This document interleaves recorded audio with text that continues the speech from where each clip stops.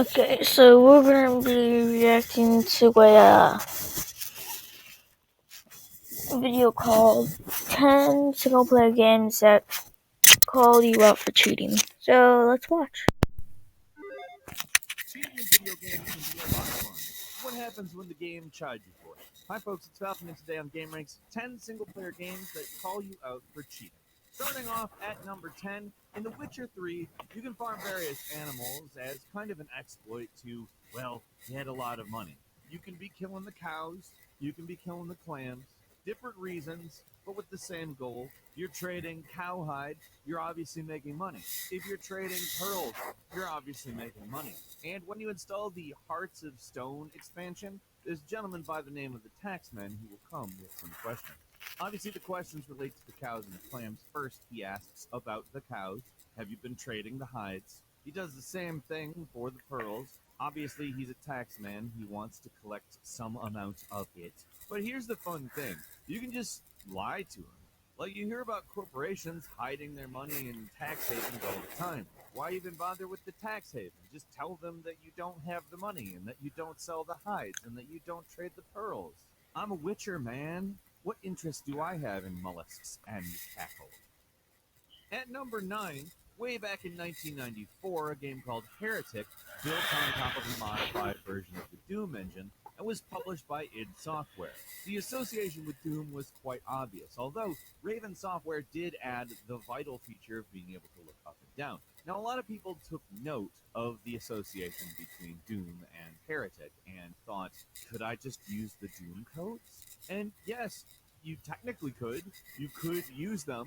They wouldn't necessarily do what you wanted them to do, though, however. There's a couple of results that may have come about due to you using the Doom codes in Heretic. First, you might lose all your weapons, which, in a first-person shooter, that's not good. But the other fun thing that could happen is just you exploding. Yes, you basically completely disintegrate into a pile of guts. The message at the top of the screen reads, "Player killed himself. Trying to cheat, eh? Now you die." They really express that. No, don't. Or we will make you commit suicide in the way that we don't want you to. In the Ocarina of Time, there is a fishing hole. For catching record-breaking fish, you can get various prizes. Now, this is, of course, a somewhat competitive idea, obviously. It's a single-player game, and you're not really playing against anyone, but still, the guy who runs the pond does not want you using a sinking lure. However, you can get a sinking lure and use it, and he doesn't give you a prize for it, but I mean, I guess it's fun. I mean, you can even be honest about it and talk to the owner about using the lure, but he still won't give you a prize if you catch something. It goes the same for Twilight Princess, although obviously things are a little bit different. Not a lot, though. You get more of an explanation as to why you can't use it, though. They tell you it's bad for the ecosystem, and it changes the fish's feeding habits so that nobody will be able to catch them. They also note that sinking lures have been banned for generations. I mean, that's fine, but I want to set some records here. Way easier with that lure. At number 7, Theme Hospital is an incredibly fun game. It's got a great sense of humor, and it does everything it can to keep things interesting on an ongoing basis the whole time you're playing.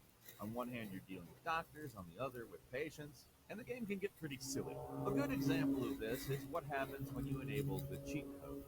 First off, there's a cheat mode where you send a fax with a number code on it, and then you can basically enable any of the following cheats: getting money, Oh. completing all the research, skipping to the end of the month, the year, skipping levels, etc. And they're very easy codes to enable once you've enabled cheat mode. They're like Shift C, Control C, Control M, etc. They're just buttons. But when you do enable one of them, somebody says a message over the hospital PA system. Warning, a cheat is running the hospital. Hospital administrator is cheating.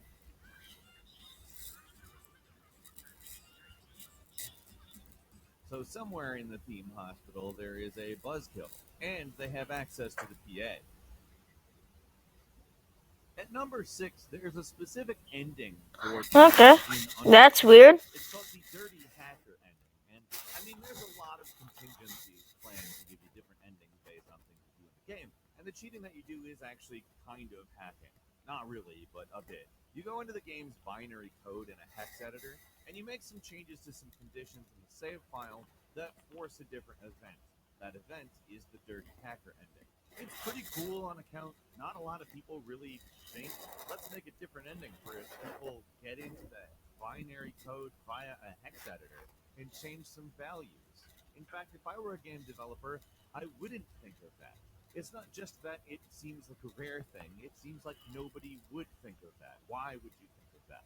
But Undertale goes above and beyond in more than one way, and, well, I mean, in some ways, you. Oh, I'm just so excited. Oh my god. No one can compare. Oh, really? Shut up. Because you got to take your hat off to that.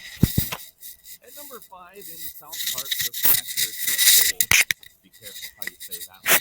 If you use any of the various cheats that are available to you, Cartman goes ahead and calls you Tom Brady. Now, the reason for that is that Tom Brady is the quarterback of the New England Patriots, who was accused of telling equipment managers to let the air out of the footballs, causing a huge controversy that was eventually dubbed Deflategate. And it was all anybody ever talked about that year. And when South Park came out with their game a few years ago, they were obviously still talking about it. Tom Brady was eventually cleared of it. However, that doesn't mean Cartman can't use Tom Brady as an insult for cheaters. At number 4 is the Stanley Parable, which, let's say you try to enable server cheats via the console. There is a funny little interesting thing that happens. You get teleported to a very nondescript room with a table in it. The narrator makes sure that you are aware that he spent a long time finding the most serious table. He looked at hundreds, possibly over 1,000 tables, and put this table in there just to impress upon you that this is the most serious room. Yeah. If you're detecting the humor here, then you probably played the Stanley Parable. Or I'm not. you would probably think it's funny. In this very I do not get it. the narrator admonishes you for using the console to try to enable cheats. He says you could have broken the game. He also sentences you to 100 billion trillion years standing in the serious room.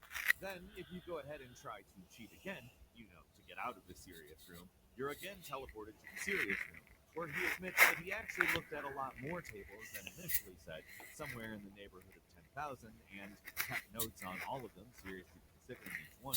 And it's insane. It's totally insane. But that's the Stanley Parable. At number 3, it is a detective Wow. by the name of Douglas. Now, Silent Hill being a Konami game, you can enter the Konami code.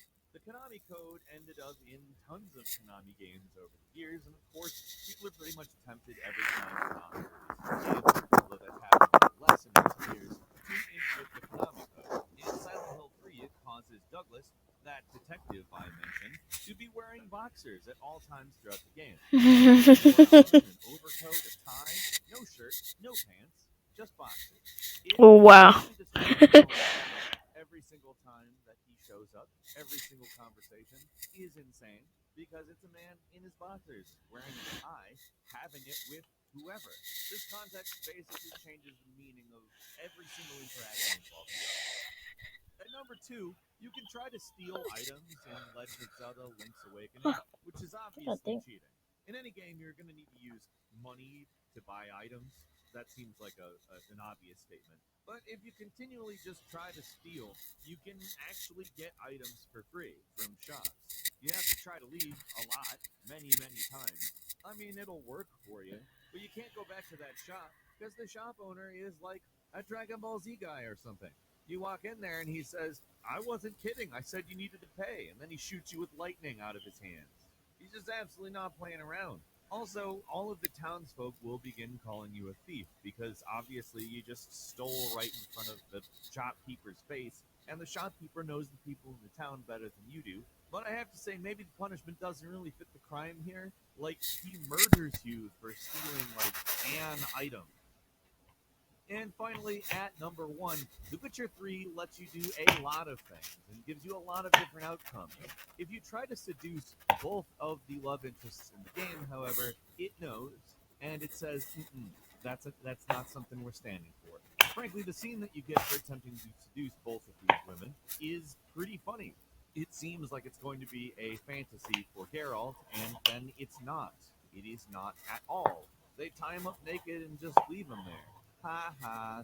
I guess don't mess with tough people, especially with their hearts, is the lesson. And finally, there's a quick bonus if you get on Duke Nukem 3D on Steam and input a cheat code. Can be any cheat code, doesn't matter which cheat code. You will get a shame achievement on Steam, complete with the Duke facepalming.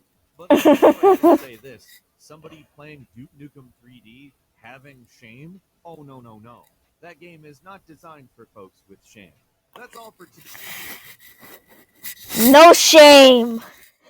Remember any games that have called you out for cheating? Leave us a comment. Let us know. If you like this video, click like. That's the end. Go ahead and subscribe to this channel. Don't mind that. Please don't. But yeah, also, go subscribe to my main. I'm almost at 500. Dang, I have not updated myself in a while. But yeah, go ahead and also subscribe to my main. Anyway, that's the end of the video. See you guys later.